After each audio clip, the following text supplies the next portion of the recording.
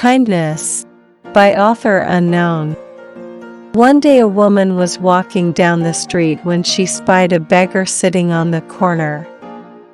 The man was elderly, unshaven, and ragged. As he sat there, pedestrians walked by him giving him dirty looks. They clearly wanted nothing to do with him because of who he was, a dirty, homeless man. But when she saw him, the woman was moved to compassion.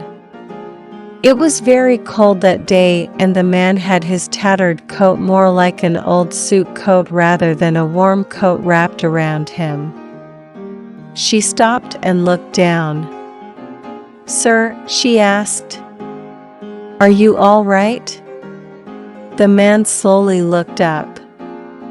This was a woman clearly accustomed to the finer things of life. Her coat was new. She looked like that she had never missed a meal in her life. His first thought was that she wanted to make fun of him, like so many others had done before. "Leave me alone," he growled. To his amazement, the woman continued standing. She was smiling, her even white teeth displayed in dazzling rows. "Are you hungry?" she asked. "No," he answered sarcastically. "I've just come from dining with the president. Now go away." The woman's smile became even broader. Suddenly the man felt a gentle hand under his arm. "What are you doing, lady?" the man asked angrily. "I said to leave me alone." Just then a policeman came up. "Is there any problem, ma'am?" he asked. "No problem here, officer," the woman answered. "I'm just trying to get this man to his feet. Will you help me?" The officer scratched his head. "That's old Jack. He's been a fixture around here for a couple of years. What do you want with him?" "See that cafeteria over there?" she asked. "I'm going to get him something to eat and get him out of the cold for a while."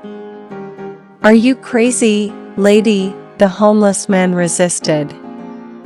"I don't want to go in there." Then he felt strong hands grab his other arm and lift him up.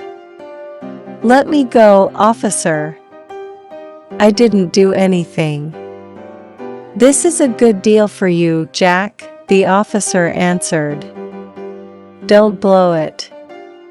Finally, and with some difficulty, the woman and the police officer got Jack into the cafeteria and set him at a table in a remote corner.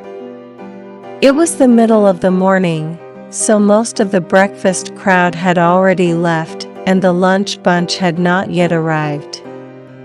The manager strode across the cafeteria and stood by the table. "What's going on here, officer?" he asked. "What is all this? Is this man in trouble?" "This lady brought this man in here to be fed," the policeman answered. "Not in here," the manager replied angrily. "Having a person like that here is bad for business." Old Jack smiled a toothless grin. "See, lady, I told you so. Now if you'll let me go. I didn't want to come here in the first place."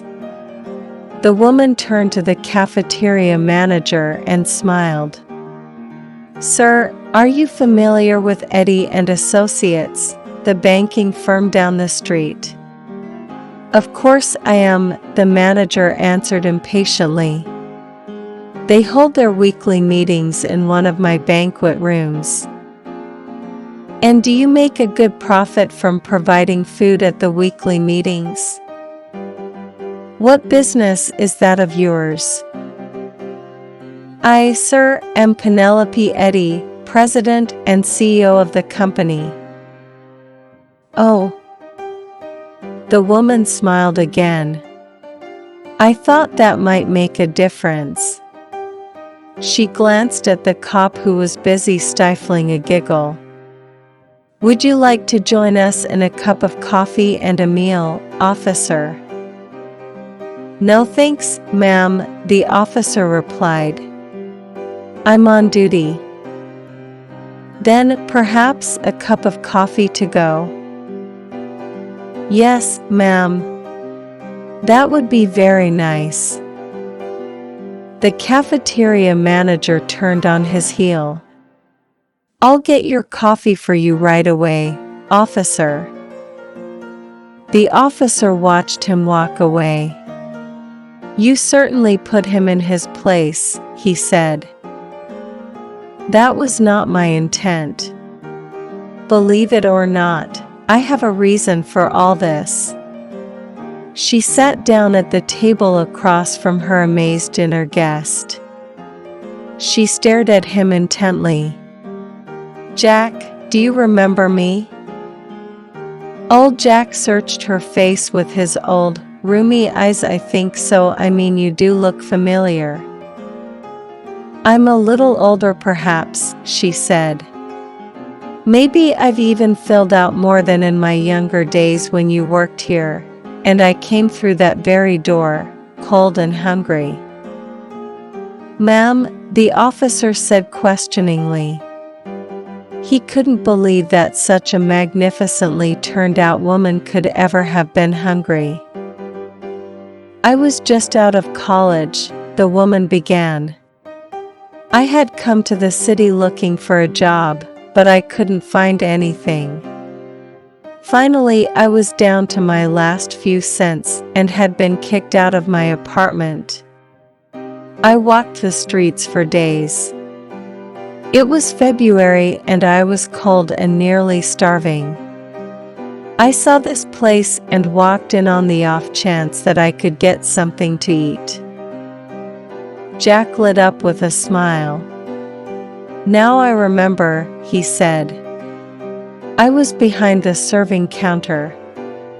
You came up and asked me if you could work for something to eat. I said that it was against company policy. I know, the woman continued. Then you made me the biggest roast beef sandwich that I had ever seen, gave me a cup of coffee, and told me to go over to a corner table and enjoy it. I was afraid that you would get into trouble. Then, when I looked over, I saw you put the price of my food in the cash register. I knew then that everything would be all right. So you started your own business? Old Jack said. I got a job that very afternoon. I worked my way up. Eventually, I started my own business that, with the help of God, prospered. She opened her purse and pulled out a business card. When you are finished, I want you to pay a visit to a Mr. Lyons. He's the personnel director of my company. I'll go talk to him now, and I'm certain he'll find something for you to do around the office. She smiled. I think he might even find the funds to give you a little advance so that you can buy some clothes and get a place to live until you get on your feet, and if you ever need anything, my door is always open to you. There were tears in the old man's eyes. How can I ever thank you, he said. Don't thank me, the woman answered. To God goes the glory. Thank Jesus. He led me to you. Outside the cafeteria, the officer and the woman paused at the entrance before going their separate ways. Thank you for all your help, officer, she said. On the contrary, Miss Eddy, he answered. Thank you. I saw a miracle today, something that I will never forget. And thank you for the coffee, She frowned. I forgot to ask you whether you used cream or sugar. That's black. The officer looked at the steaming cup of coffee in his hand. Yes, I do take cream and sugar, perhaps more sugar than is good for me. He patted his ample stomach. I'm sorry, she said. I don't need it now, he replied, smiling. I've got the feeling that this coffee you bought me is going to taste as sweet as sugar.